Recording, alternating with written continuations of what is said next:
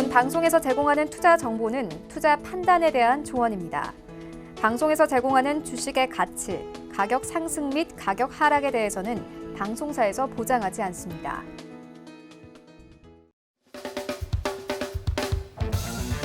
자, 안녕하세요. 서울경제TV 김선윤입니다.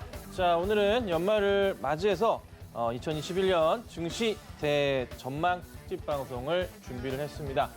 제가 준비한 업종은 자동차 쪽이랑 그리고 엔터게임주 쪽을 오늘 강의를 준비해봤어요. 그래서 끝까지 좀 들어오시면 감사할 것 같고, 그리고 또 내년도의 시장 전망과 더불어서 좀 봐야 될 여러 이제 업종들 또 골라봤고요. 그와 관련된 종목들도 준비를 좀 해봤습니다. 자, 그래서 끝까지 강의 시청하시고 크리스마스 이브인데도 밖에 나가지 못하죠. 쉬셔야 될 텐데 시청 너무나 감사드리고 또 강의 내용 알차게 준비했으니 여러 가지 내용들 하나하나 본격적으로 보도록 할 텐데요. 그 채널 돌리지 마시고 끝까지 시청해 주시면 감사할 것 같습니다. 본격적으로 강의 시작하겠습니다.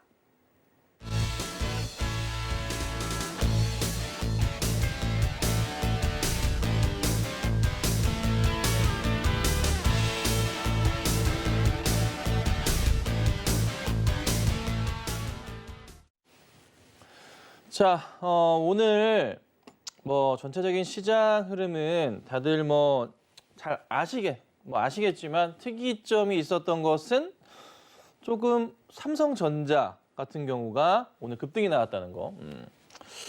더 갈까에 대한 의구심이 들었었는데 어제 반등이 나오고 오늘 좀 따라 올려치는 모습입니다. 그리고 어제 시장에서의 LG전자가 상한가를 갔던 흐름. 대박이었죠. LG전자. 아침 방송에서 추천드리기도 했었던 LG전자와 LG이노텍 같은 경우가 좋은 모습을 보이기도 했었고, 굉장히 또 이런 종목 오랜만에 본 것 같아요. 동신건설 같은 경우가 상한가 랠리를 보여주다가 열자가 붙으면은 30분 단일가 거래를 합니다. 딱 두 타임은 상한가에서 갑자기 세 타임부터 하한가 흐름으로 가면서 끔찍한 일이 좀 발생한 또 종목이 되어버린 것 같습니다. 동신건설 같은 경우는 또 이재명 지사 관련주로도 알려져 있는 그런 종목이기도 한데요. 참 재밌는 일이 많은 것 같아요. 그리고 또 많이 올려치던 대웅 같은 경우, 대웅제약 같은 경우도 정말 힘든 모습이 좀 나오는 것 같고요. 현대바이오 같은 경우에도 잘 가다가 이런 급락 흐름들이 나오면서 시장을 굉장히 좀 혼란스럽게 만드는, 그러니까 단기적으로 단타하면서 급등주 따라가시는 분들이 완전 멘탈이 깨지는 이런 상황들이 연출이 되고 있는데, 또다시 좀 대형주들만 또 움직이는 것인가, 이런 좀 고민들이 많으실 것 같은데요. 하지만 그렇지는 않을 겁니다. 그렇지는 않을 거고 중소형주들의 흐름 자체가 강하게 조만간 나올 수가 있어요. 너무 걱정하지 마시고 천천히 보도록 하시죠. 자, 그래서 오늘 제가 준비를 한 것은 자동차 쪽이랑 이제 엔터게임주 쪽을 제가 준비를 했는데, 우선은 자동차부터 좀 제가 말씀을 좀 드릴게요. 올해 사실 2020년이 아니라 2019년 하반기 거의 말부터 해서 2차 전지에 대한 부분이 굉장히 화두가 됐었고, 관련주들의 움직임이 그때부터 이제는 2020년을 두고 봐야 된다라고 얘기를 했었고요. 하지만 2월 달부터 시작된 코로나19 영향으로 인해서 여지없이 주주가 빠져버렸죠. 그리고 나서 다시 한번 상승을 주면서 랠리를 펼쳤습니다. 랠리를 펼치는 가운데서 자동차 관련, 특히 현대차 같은 경우는 7월부터 해서 급등하는 모습이 나오면서 거의 20만 원 가까이 안착을 하는 모습을 보여주고 있기도 하고, 그래서 전체적으로 봤을 때 사실 이 자동차, 현대차가 올라간 거는 수소, 연료 전지, 전기차에 대한 부분을 볼 수밖에 없을 것 같은데요. 수소차도 마찬가지고, 거기서 이제 LG전자가 관련 부품을 만든다고 하니 LG 전자, LG이노텍, 그렇죠? 이런 종목들이 많이 급등을 했던 것 같아요. 자, 보자면 우선은 중요하게 보셔야 될 게 내년도에 성장하는 얼마나 클 것인가에 대한 부분을 보셔야 될 것 같아요. 보시면은 전기차 배터리 시장 전망 자체는 이렇게 계속적으로 커지고 있습니다. 근데 조금 주목을 해야 될 게 얼마나 가파르게 커지고 있느냐는 건데, 성장의 규모 자체는 50% 정도로 매년 성장을 해요. 근데 여기서 좀 주목을 해야 될 게 2023년에 10%까지 전기차 보급률이 올라가게 된다고 예측을 하고 있습니다. 조금 더 빠를 수도 있겠지만 가장 중요한 포인트는 이거예요. 정부의 좀 강압적인 포지션이랄까? 정책이란 게 사실 중요한 게 아무리 내가 안 하고 싶다 하더라도 분위기가 쏠려버리면 정책 분위기가 글로벌적으로 글로벌하게 쏠려버리면은 어떻게 방법이 없어요. 그냥 따라가야 되는 거잖아요. 그런 포지션으로 지금 움직임이 나오고 있다는 거죠. 그래서 2020년도에는 한 이 정도 시장, 차 100대 중에 5대는 전기차가 보일 것이다 예측은 하고 있었지만은 사실 그런 것 같지는 않아요. 네, 그런 것 같지는 않고 그게 약간씩은 천천히 뒤로 밀리는 것 같긴 한데 이 포인트가 아니겠지만 폭발적으로 증가할 것 같아요. 그래서 내년도에는 100대 중에 7대가 내년 하반기 때는 나오지 않을까요? 네, 그런 생각을 해보긴 하는데 수소차랑 같이 수소연료랑 같이 포함해서 본다면 그런데 사실 우리가 살 수 있는 전기차나 배터리 시장, 전기차의 보급률 자체가 그렇게 많지는 않아요. 살 수 있는 차가 사실 굉장히 한정적이거든요. 저도 이제 차를 몰고 다니지만 차를 볼 때 전기차도 같이 고민해서 차를 사기도 해요. 근데 마땅히 전기차를 대안으로 봤을 때 여러분 살 수 있는 차가 정말 없거든요. 그런데 이게 2021년, 2022년 넘어가면서 해서 폭발적으로 살 수 있는 좀 영역이 많아진다. 종류가 많아진다는 거죠. 근데 아직 굉장히 좀 고가예요. 고가인데 시장 규모 자체가 100조 가까이 올라가 버리게 되면은 가격도 그만큼 떨어지게 됩니다. 그래서 상당히 조금 빠르게 성장하는 섹터로서 올해도 상당히 좋았지만 내년부터는 진짜 큰 성장성이 나올 수 있는 쪽이 바로 전기차 쪽이 아닌가 싶습니다. 자, 주목해서 보셔야 될 게 이게 테슬라 차트인데요. 2020년부터 해서 지금까지의 차트예요. 네. 참. 어마어마하게 올랐어요. 거의 바닥부터 본다면 2019년 하반기 때 자리가 $100 정도 수준이었는데요. 지금 이제 이렇게까지 올라온 상황입니다.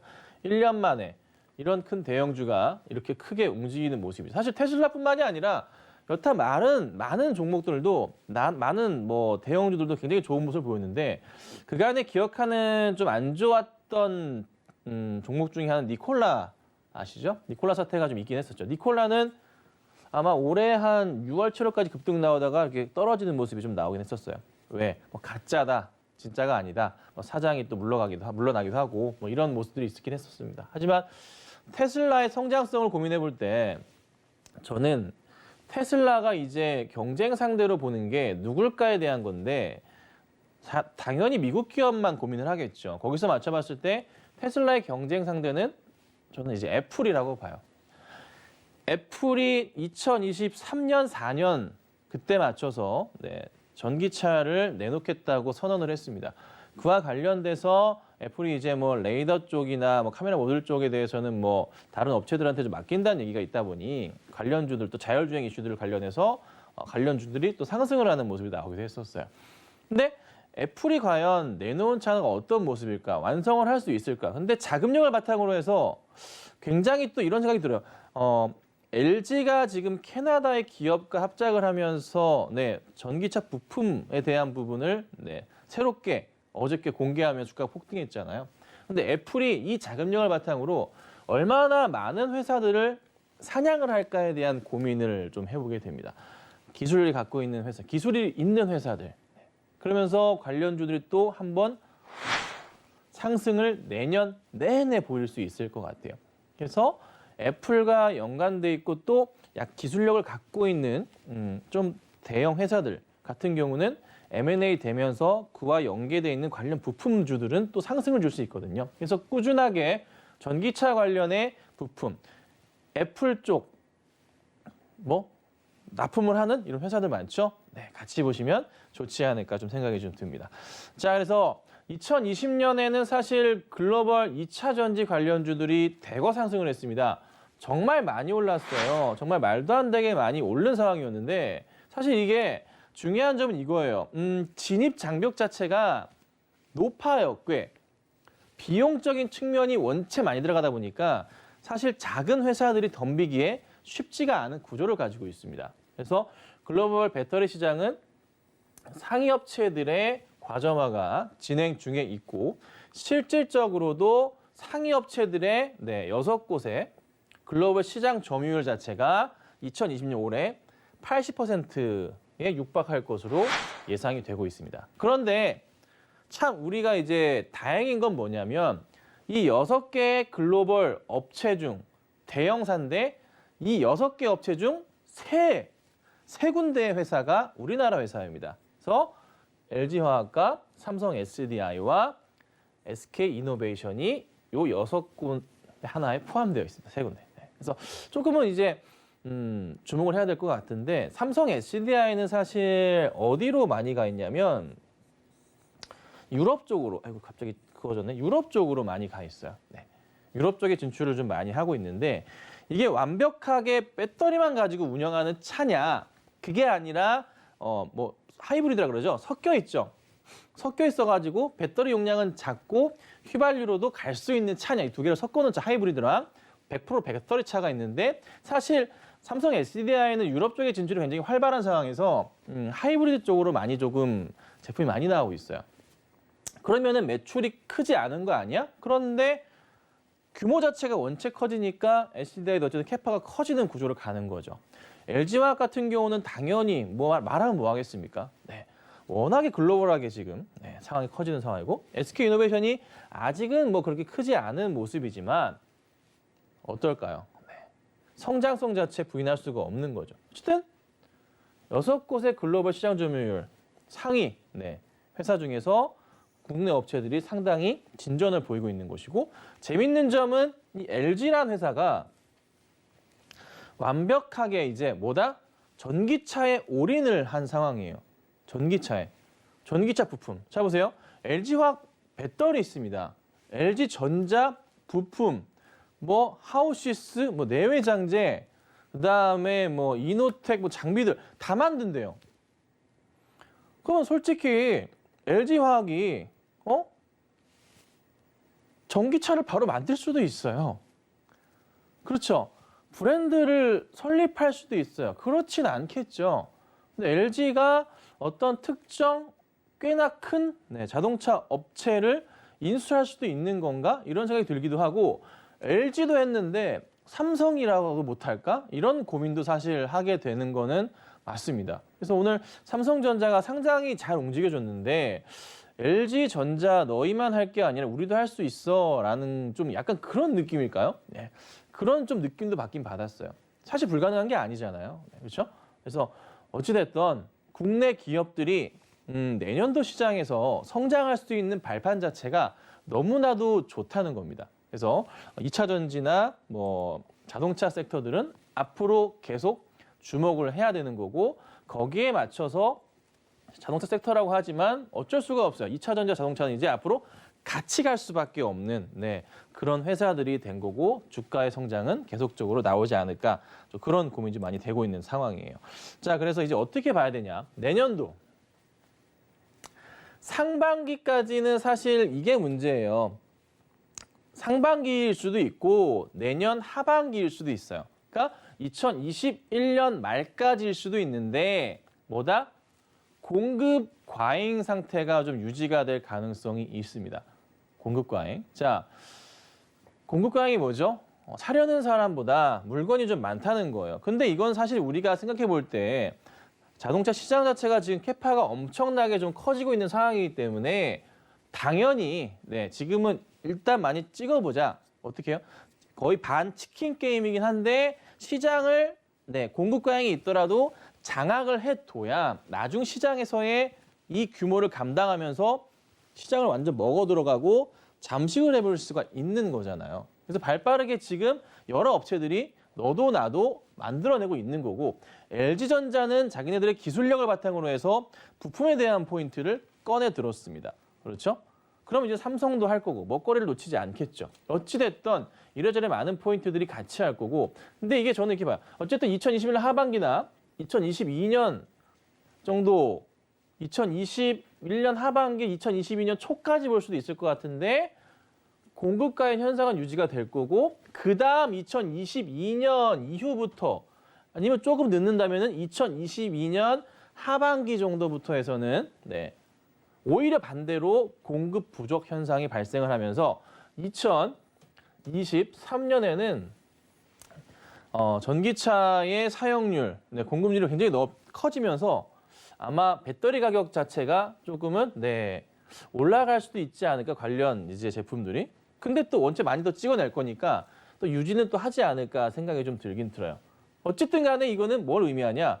전체적인 시장 캐파가 커졌기 때문에 관련주들의 매출 확대가 굉장히 커진다는 거죠. 그래서 제가 계속 말씀드리지만 뭐 LG화학 같은 경우는 여러분 제가 이거를 100만 원 이게 중요한 게 아니라 내년 말까지 보고 지금보다 가격 2배 이상 올라갈 수 있는 종목이라고 수없이 말씀드리고 150만 원까지 제가 말씀을 좀 드리고 있잖아요. 근데 이것뿐만이 아니라 여러 다른 관련 회사들 많습니다. 그렇죠? 다 올라갈 거라는 거예요. 지금 현재 사실 SK이노베이션이라는 회사가 전체 매출 중에서 2차 전지 관련으로서의 매출 포인트가 크지는 않아요. 10%도 안 돼요. 그런데 주목을 받고 있는 거고 이게 조금 이동을 하게 되면서 이쪽 매출이 커지게 되면서 자연스럽게 어떻게 됩니까? 레벨업을 하게 된다는 거죠. 기본적으로 정유 사업에 대한 부분은 유지가 되는 거잖아요. 매출이 이제 코로나의 회복, 백신과 치료제를 통해서 자연스럽게 나오는 거고 매출은 이제 다시 정상적으로 올라가고 거기에 덤으로 이제 2차 전지 포인트가 얹어지면서 폭발적인 매출 성장이 나올 수가 있는 거죠. 내년 당장은 아니겠지만 내년 하반기나 2022년 때가 되면 엄청난 성장세를 보인다는 거죠. 얘뿐만이 아니라 모든 종목들이 다. 그래서 시장을 볼 때 자, 전기차, 뭐 자동차 다 좋아요. 다 좋습니다. 그런데 제가 보는 또 포인트보다 10%까지의 안착 시점이 나오는 게 또 언제가 나오냐면 이게 굉장히 좀 걱정인 거예요. 전기차는 2022년 하반기, 2023년도가 되면은 굉장히 어떻게 해요? 안정권의 성장을 보일 가능성이 높습니다. 자, 그런데 여기서 이것만 좋다고 할 게 아니라 시장의 불안을 봐야 되죠. 항상 좋을 때가 불안하잖아요. 뭐예요? 우리는 연준의 FOMC에 뭐예요? 금리 인상에 대한 포인트가 2023년에 또 있다는 말이에요. 그래서 우리가 고민을 해야 된다는 거죠. 내년, 내후년까지의 자동차 섹터나 뭐 전기차 관련해 가지고는 어쨌든 시장 전체적으로 굉장히 강할 건데 FOMC에서 우리가 이제 여기서 이제 금리 인상에 대한 얘기가 입만 뻥끗해도 하지 않고 입만 뻥끗해도 어떻게 됩니까? 시장에 폭락이 나올 가능성이 있다는 겁니다. 그거를 어떻게 잘 대응을 좀 해야 되지 않을까? 근데 어찌됐든 우리는 2년의 기회가 지금 열려 있습니다. 그래서 지금부터 준비를 잘 하셔야 되고 한 템포 올렸다가 약간의 텀 이후에 다시 한번 종목들은 상승을 하잖아요. 그래서 지금 시장에서 보면 LG화학이 거의 그런 느낌으로 좀 볼 수가 있을 것 같은데요. 차트를 보고 한번 설명을 좀 드려볼게요. LG화학은 전기차 쪽으로 관심이 있으시다면 포트에 좀 있으시면 참 좋은 종목이지 않을까 생각이 좀 듭니다. 어떤 식의 흐름을 좀 예측하냐면요.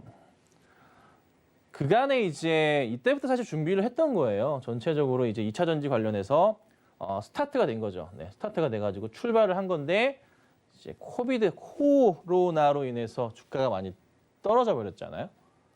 그리고 나서 다시 한번 상승 랠리를 쭉 피면서 현재 가고 있습니다. 제가 라인을 간단하게 그었지만 이 자리들이 거의 하단 자리가 되면서 주가가 올랐던 거고 이 자리 기억하십니까? 물적 분할에 대한 이슈 터지면서 주가가 아작이 났었던 제가 매수 사인을 강하게 드렸던 그런 시점이기도 합니다.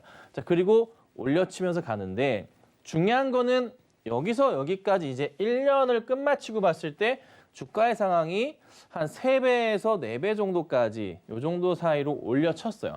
하지만 저는 이 조정을 거친 이후에 상승이 한번 나왔고 현재 저는 이것도 조정이라고 봐요. 이 구간 자체도.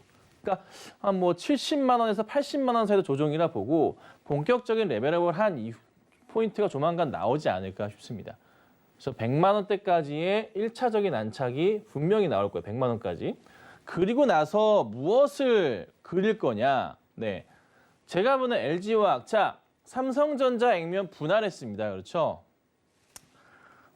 LG화학은 무엇을 해야 될까요? 주가가 만약에 여러분 테슬라도 하는데 기본적으로 주가가 LG화학이 100만 원, 150만 원대까지 내년도에 치게 되면은 무조건 가장 먼저 해야 될 게 액면 분할을 하겠죠. LG화학은 현재 액면가가 5,000원인 종목입니다. 5,000원이에요, 여러분. 자, 그리고 뭐가 있습니까? 삼성전자가 얼마죠? 삼성전자도 5,000원이었다가 지금 얼마입니까? 액면가 100원입니다. 100원인 상황이에요. 네. 삼성전자 곱하기 50 하면은 LG화학이랑 액면가가 같은 종목이라 보시면 됩니다. LG화학도 결국은 액면 분할을 해야겠죠. 50대 1로. 그럼 100만 원일 때 50대 1로 하면은 주가가 얼마죠? 2만 원이 되겠죠. 얼마까지 할지 저도 모르겠어요. 그냥 이제 삼성전자를 기준으로 말씀드린 건데 어찌됐든 150만 원 정도 갔을 때 액면 분할을 한다면 100원까지 한다면 3만 원이 되겠죠. 그럼 굉장히 또 느낌이 좀 싸 보이잖아요. 테슬라도 그렇잖아요. 그렇죠? 그래서 그걸 할 것 같고 무상증자 이런 건 안 할 거예요. 액면 분할로도 충분히 할 수 있다. 그럼 우리가 생각해 볼 때 지금 당장에서 액면 분할을 고민하기는 좀 애매한 가격이에요. 솔직히. 할 때 시원하게 삼성전자처럼 한 방에 끝내야 되잖아요. 주가가 80만 원 상황에서 못 해요. 100만 원에서 2만 원 떨어지면 뭔가 조금 2만 원 느낌은 좀 품격이 떨어지는 느낌이야. LG화학이라는 회사에서. 내년 상반기까지 갔을 때 LG화학이 150만 원을 그릴 가능성 가능할 것도 같습니다. 근데 저는 이렇게 봅니다.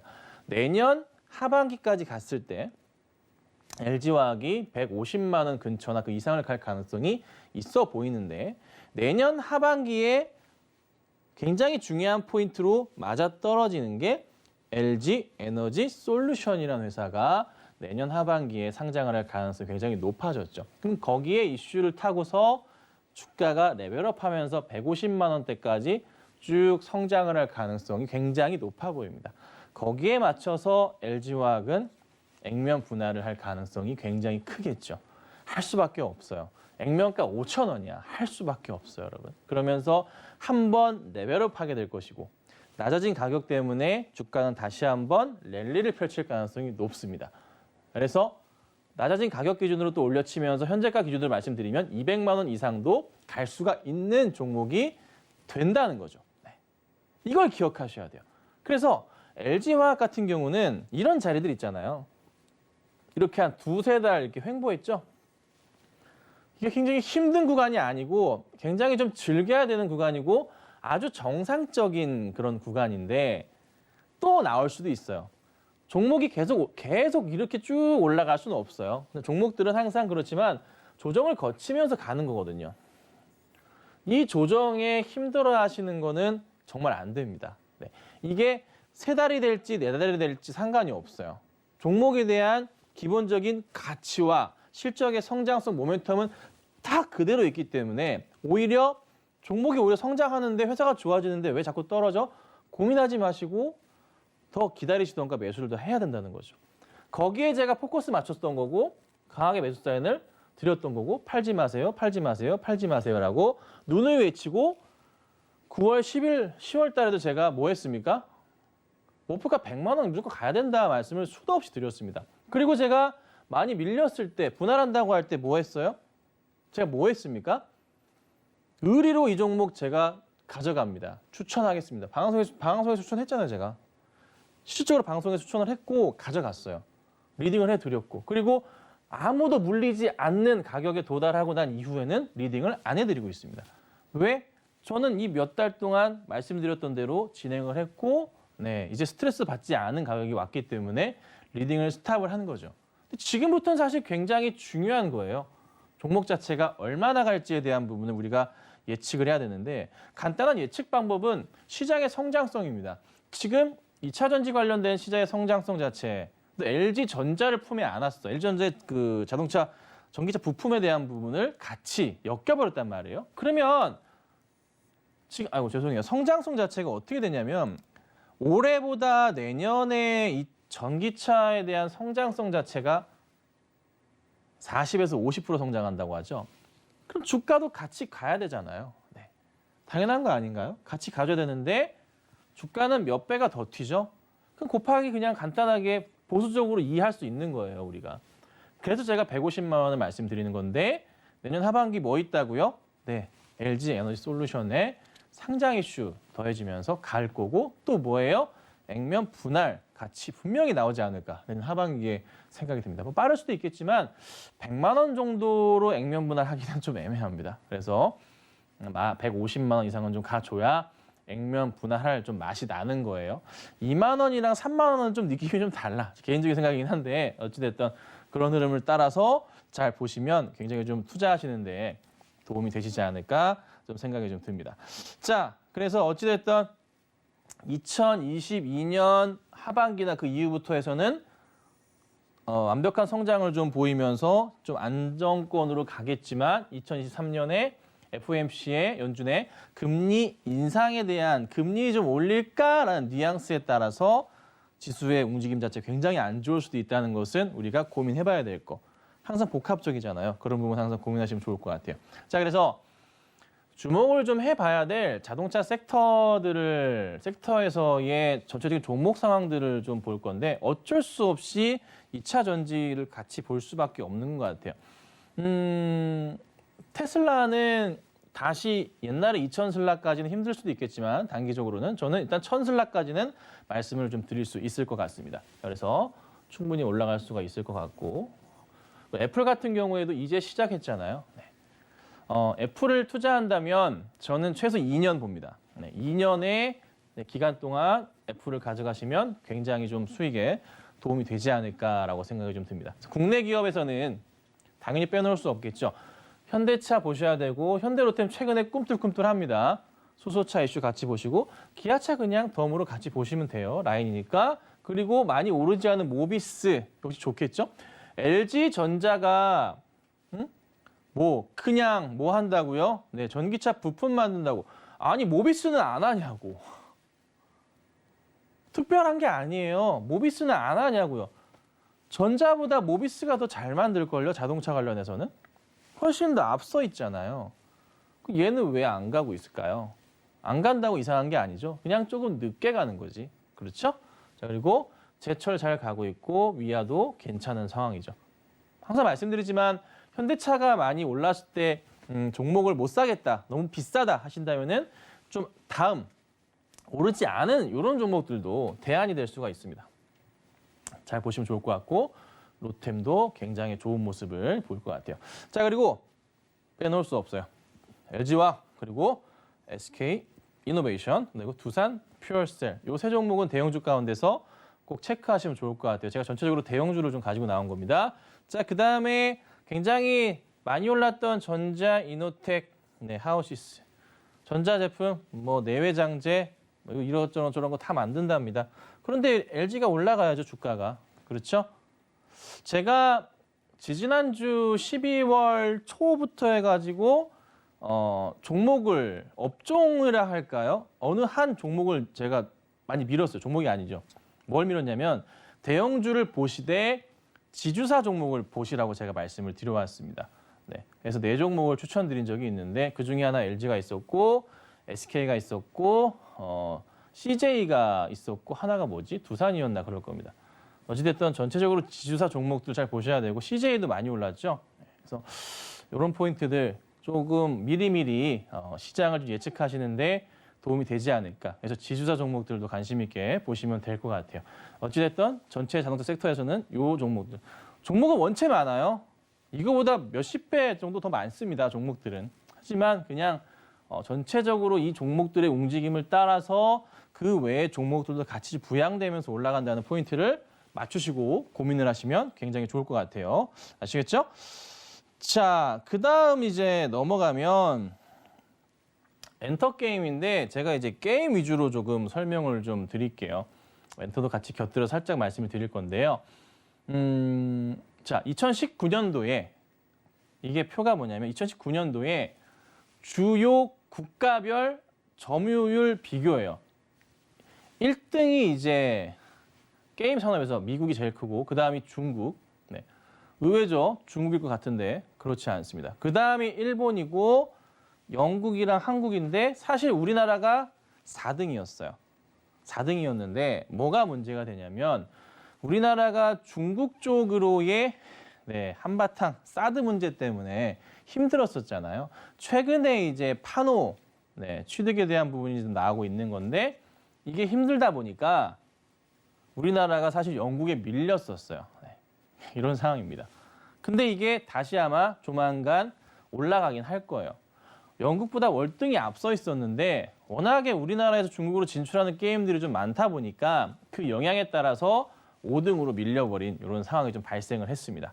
그리고 그 뒤로는 프랑스, 독일, 이탈리아, 캐나다, 스페인 등이 전체의 주요 국가별 점유율을 좀 보고 계신 거예요. 이런 상황이에요. 빨리 회복을 하면 좋을 것 같은데 제가 좀 하나 조금 안쓰러운 거는 우리나라는 이제 그 게임은 좀 뭐라고 표현을 할까요? 마약이다? 약간 이런 식의 조금 표현을 많이 하시는 것 같아요. 그래서 조금 게임도 산업으로서 좀 잘 헤쳐주시고 풀어내주신다면은 정말 국가의 그 GDP 성장률에 대한 포인트도 올릴 수 있는 거거든요. 그래서 그런 부분은 한번 좀 고민이 되긴 하는데 어찌됐든 주목해서 보셔야 될 건 이제 4위 자리를 다시 차지할 수 있다는 겁니다. 중국과의 시너지 자체가 원체 커진 상황이라서 관계 단절로 인해서 뺏겼지만은 다시 한번 올라가게 될 것이에요. 자, 근데 게임주들은 사실 올해 실적이 너무나 좋았어요. 퍼펙트했죠. 왜 퍼펙트했냐면 코로나라는 특수를 맞이했습니다. 그래서 외부 활동 자제, 매출 확대 당연히 나왔었던 거죠. 사실 우리 학생들 뭐예요?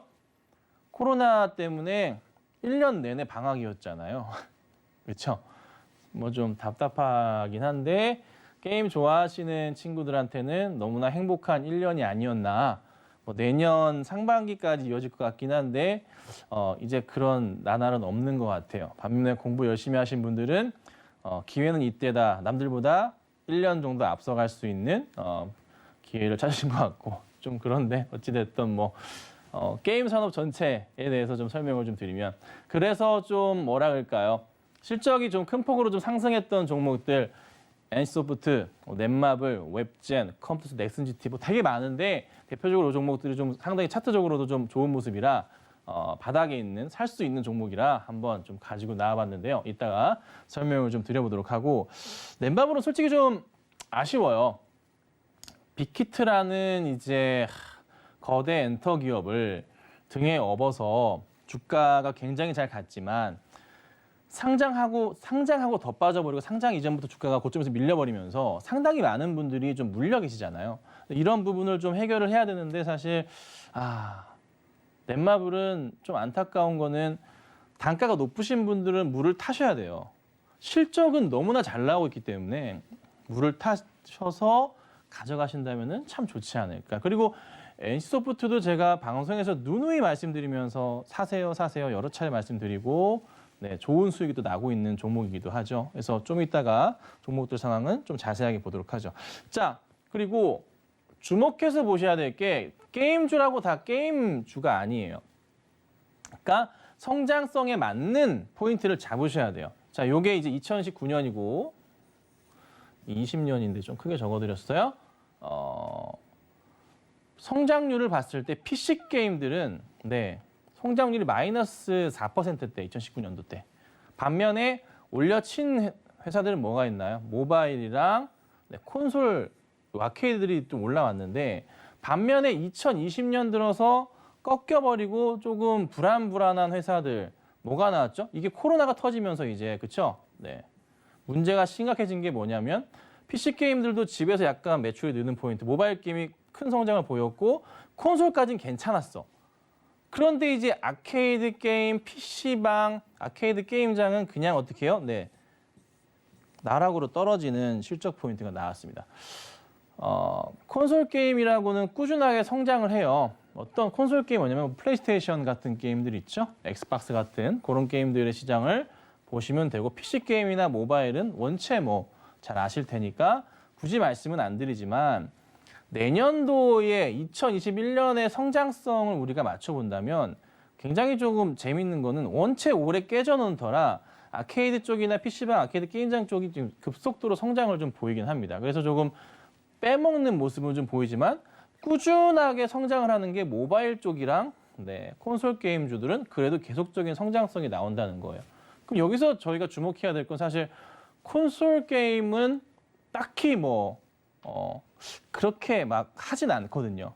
우리 이제 어린 친구들이나 이제 좋아하긴 하지만 저도 집에 물론 게임기가 있긴 합니다만은 먼지만 쌓이고 있는 그런 상황이에요. 모바일 게임은 저도 하기도 합니다. 아주 가끔씩 하긴 하는데 거의 못 하긴 하죠. 어찌됐든 모바일 쪽으로 겨우겨우 조금씩 그냥 퍼즐 게임이나 하는 이런 포인트들이 좀 나오잖아요, 항상.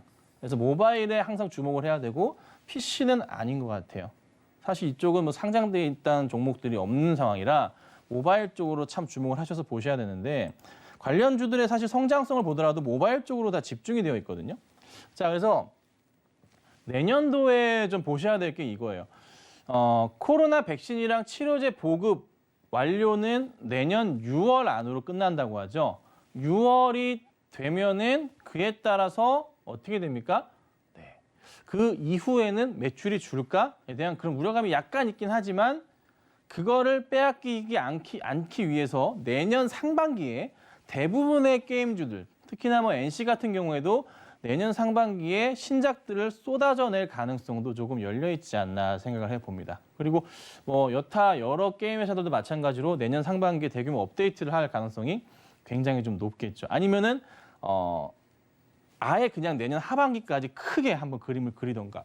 그래서 어찌됐든 내년 상반기까지도 신작 플러스 외부 활동 자제에 따른 매출 확대 포인트가 있기 때문에 관련주들의 주가는 지속적으로 상승할 가능성이 굉장히 높아 보입니다. 자, 그리고 중국 판호 획득 이슈가 있기 때문에 역시나 중국 쪽으로 매출 확대 포인트가 열리면서 국내 기업이 이제 우리나라가 시장 점유율 자체를 영국을 제치고 다시 4위로 도약할 수 있는 길이 아마도 2021년에는 크게 열리지 않을까 생각이 좀 들기도 합니다.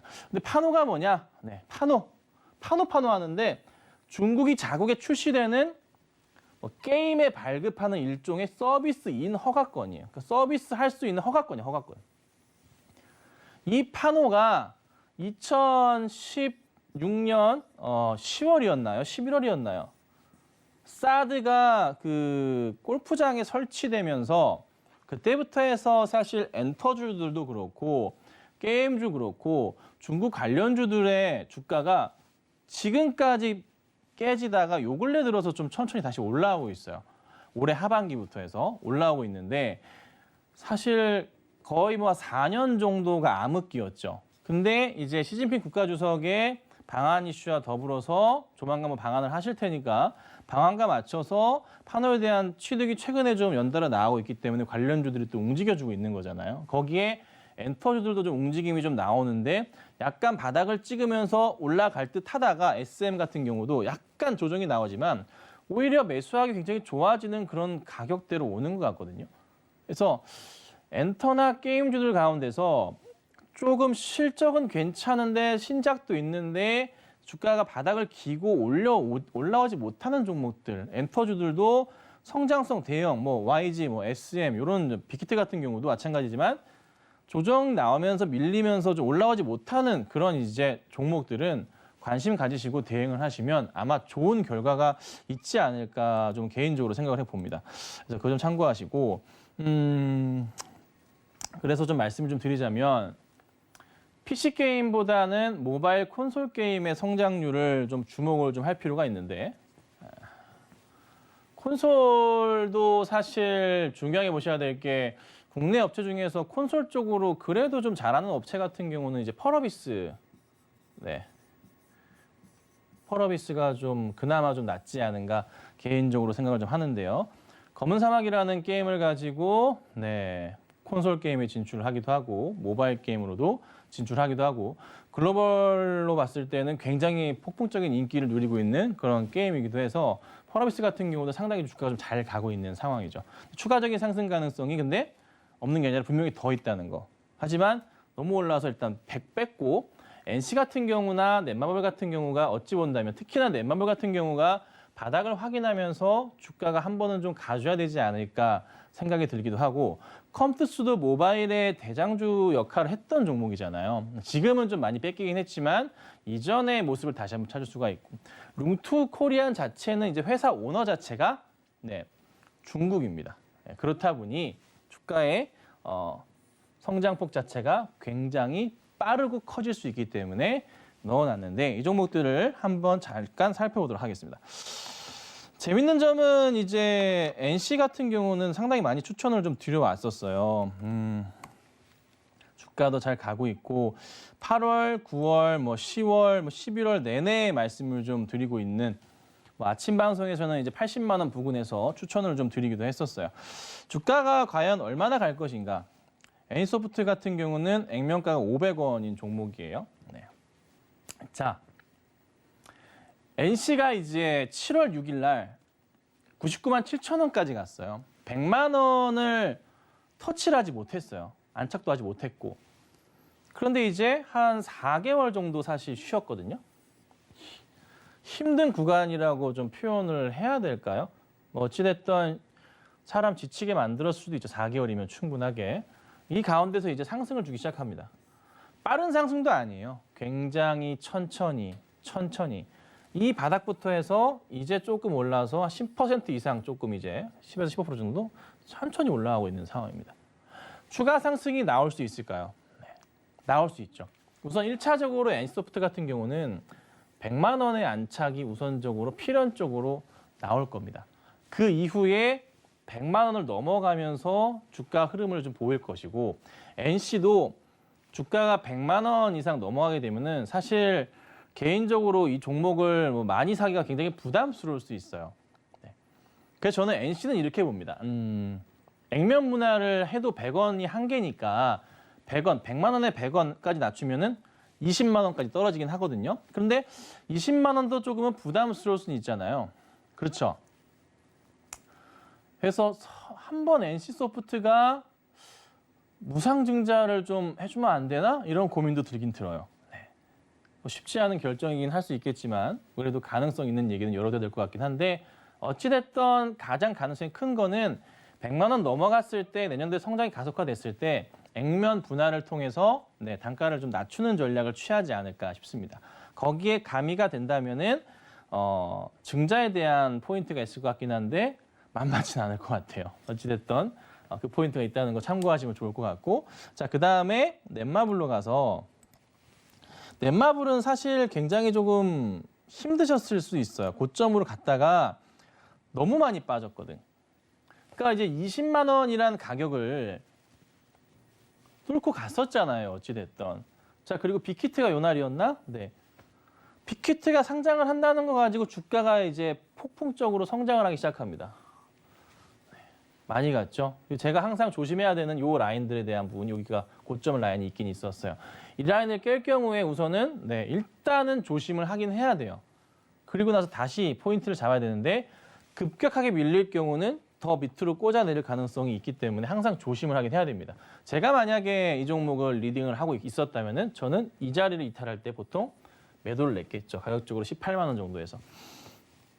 근데 이제 많이들 그냥 들고 계신단 말이에요. 그럼 이 상황에서 현재 이렇게 횡보하고 있는데 횡보하는 거예요. 움직임이 나오고 있는 건 아니에요. 여기서 가격적으로 이 위에 보유하고 계신 분들 많단 말이에요. 16만 원부터 20만 원까지 보유하고 계신 분들. 지금 가격이 이제 12만 5천 원인데 단가 낮추셔야 돼요. 낮추셔야 돼요. 낮추셔서 15만 원까지 단가 떨어뜨리셔야 돼요. 단가가 높으신 분들에 한해서 말씀드리는 거예요. 떨어뜨리신다면 15만 원까지의 상승은 나올 수가 있습니다. 왜요? 회사 실적이 너무나 좋고 내년도에도 성장성에 대해서 그 누구도 부인할 수가 없는 상승 곡선을 그릴 거니까 그에 따라서 주가가 갈 수밖에 없거든요. 그럼 우리는 단가를 떨어뜨려야 되고 이 떨어뜨린 가격을 기준으로 올라오면은 그때 가서 정리를 거의 평균 단가 부분에서 정리하면 되는 거예요. 피해 안 보고 나올 수 있는. 아시겠죠? 요 위에 많은 거 제가 알고 있는데 단가 낮추세요. 굉장히 지금 제가 여러 번 방송에서 말씀을 좀 드리는 건데요. 꼭 낮추셔가지고 대응을 좀 하셔야 됩니다. 아시겠죠? 컴투스랑 루토 잘 보시면 될 것 같고. 자, 그래서 내년도에는 증시를 이렇게 봅니다. 코스피 같은 경우는 상반기에 3,000포인트 돌파 가능성을 굉장히 조금 높게 보고 있는 상황이고요. 연말까지는 제가 3,300까지 우선은 1차적으로 보고 있는 상황입니다. 더 갈 수도 있어요. 더 갈 수도 있는데 약간 좀 보수적으로 말씀드리는 거예요. 거의 도달 가능성이 아주 높은 상황입니다. 자, 그리고 코스닥 같은 경우에는 상반기에 1,000포인트 안착은 뭐 당연하겠죠. 지금부터 10%만 오르면 돼, 지수가. 종목들이 전체적으로 20%만 오르면은 갈 수 있는 괜찮은 상황이에요. 그리고 연말까지 해서는 사실 코스피보다 좀 더 높게 보는 지수 포인트를 봤을 때는 훨씬 더 너무 많이 주는 거 아니야 생각이 드실 수도 있는데요. 1,200포인트까지 우선은 보고 있습니다. 근거는 당연히 올해의 실적 성장성 자체가 내년, 그러니까 2020년 실적보다 내년의 성장성 자체가 월등히 높으니까 거기에 포커스를 맞추는 게 뭐 말씀드렸던 뭐 전기차나 뭐 5G나 글로벌리한 그 매출 확대 포인트가 다 국내로 모여들고 있거든요. 그거를 다 그대로 흡수한다면 국내 증시의 전체적인 회사들의 기업 가치와 성장성 자체가 실적이 너무 잘 나온다는 거죠. 거기에 우리는 이거 맞출 수가 있다는 거예요. 그래서 그 점을 꼭 인지하시고 기억하시면 좀 좋지 않을까 싶고, 그래서 내년도에 봐야 될 게 IT의 중소형주에 대한 부분은 여러 차례 말씀을 드려왔었고, 뭐 삼성전자와 하이닉스는 제가 뭐 오픈 톡방에서도 리딩을 해드리고 있잖아요. 충분하게 삼성전자는 가격까지 잡아드렸었고, 하이닉스도 좀 조심스럽지만 반등 나오면서 잘 참았었고, 삼성전자는 아직까지 팔지 말라고 리딩을 해드리고 있고, 얼마 가격 이탈의 부분에 이탈한다면은 조심해야 되겠지만 그 가격 이탈하지 않으면서 상승을 주고 있잖아요. 그러면서 우리가 더 가고 있잖아요, 모습 자체가. 그리고 또 하나, 전기차. 갈 수밖에 없는 포인트. 계속 말씀드렸죠. 전기차랑 5G 이 두 개는 언제부터 간다고요? 연말이나 내년 1월부터 본격적인 움직임이 나올 것이다. 거기에 맞춰서 종목들을 대응을 하시면 된다. 급할 거 없다. 그간에 5G 관련주들 많이 물려 계셨겠지만 충분하게 올라갈 수 있다는 거예요. 그리고 경기 민감주들 본다면 당연히 뭐 호텔, 뭐 여행, 뭐 카지노, 백화점 다 마찬가지로 볼 수가 있을 것 같은데, 화학 같은 게 볼 수가 있을 것 같은데, 저는 조금 가볍게 뭐 카지노의 파라다이스나 GKL이나 뭐 현대백화점이나, 그렇죠? 뭐 여행을 본다면은 뭐 하나투어나 그다음에 뭐 화장품 쪽도 보셔야 될 것 같기도 하고, 그리고 이제 항공주들 가운데는 대한항공만 보는 게 맞을 수 있겠죠. 좀 작은 종목들도 움직일 수 있겠지만 대한항공 같은 경우도 주목을 해봐야 되지 않을까. 그래서 IT와 반도체와 전기차, 5G, 경기 민감주들은 정말 주목을 잘 하셔야 되고, 거기서 이제 조금 작은 종목들 관심 있게 보시면서 대응하시면 좋은 결과가 나오지 않을까 좀 생각이 좀 들기도 합니다. 그래서 우선은 뭐 크게 뭐 내년도에는 확실히 이거예요. 백신 접종자는 증가할 거예요. 치료받는 사람은 증가할 거고. 그래서 안전자산 선호가 없어요. 금값은 떨어질 거고 공격적인 투자 증가가 내년엔 나올 겁니다. 그리고 또 하나, 중소형 실적주의 연초 상승세는 분명히 나올 겁니다. 이 점을 꼭 기억하시고 시장 대응을 하시면 굉장히 조금 편안한 내년 초가 되지 않을까 생각이 좀 듭니다. 자, 그래서 여러분들 걱정보다는 기대감을 가져야 되는 그런 이제 내년 시장이에요. 네, 그래서 항상 즐겁게 투자하시고, 지금 내 종목이 당장이 움직이지 않는다고 해서 지쳐 계실 필요 없어요. 이런 흐름은 언제든 매년 반복되기 때문에 힘내시고 기다리시면 좋은 결과가 있을 겁니다. 고생 많으셨고요. 저는 내년에 뵙도록 하겠습니다. 감사합니다. 메리 크리스마스.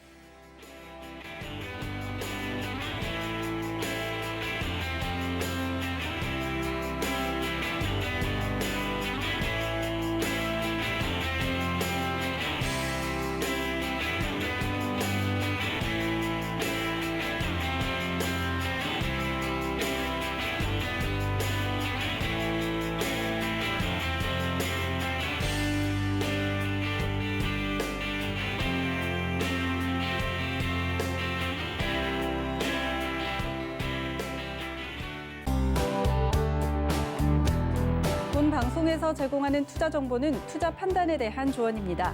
방송에서 제공하는 주식의 가치, 가격 상승 및 가격 하락에 대해서는 방송사에서 보장하지 않습니다.